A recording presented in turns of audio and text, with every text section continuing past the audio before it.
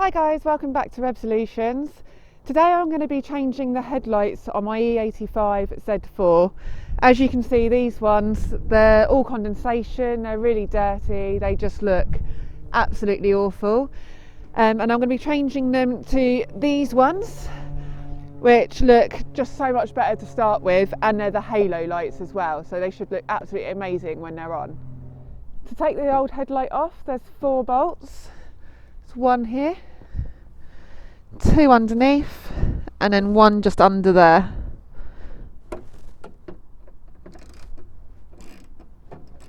I've just unscrewed all the bolts from this headlight, and now as you can see, it's literally just slots out. Careful not to pull it too far though, because remember you still have the lights wired in at the back. To get the wires off of the headlight is a little bit awkward. I'm not going to put them back on. So basically this one you can just pull off.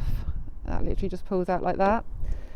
This one's a little bit more fiddly. You have to slide this black casing and then really wiggle it to get it off. That took a little while to get off. But you can see how much water has got into it. The connections are absolutely soaked.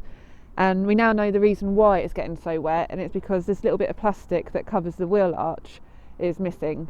So that's one thing that we're going to have to replace. You can see all the water dropping out of it for one thing, but how like blown and faded and just dirty this one is compared to the new one that we're going to put in. It's going to look amazing once it's done.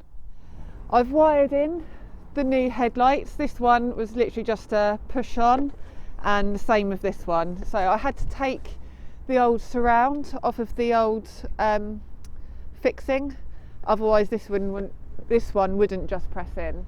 I've just unclipped them for now. I just plugged them in so I could check that it was all working, and it is.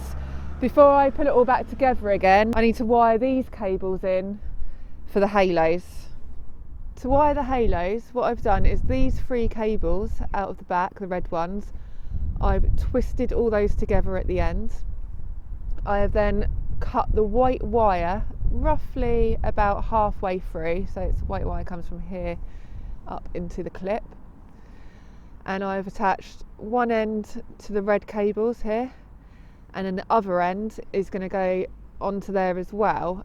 Then I have this sleeve, which is a really cool little thing. I've got these off of Amazon. Basically, I'm going to slip that over, and I just use a heat gun to shrink it either side, and that'll shrink it in, hold it tight. And then this middle bit is soldering. So once I've heated that up, that will solder over these wires and keep everything nice and tight. Once you've done the red wires, I've just finished it off with a little bit of electrical tape. There's 3 black wires.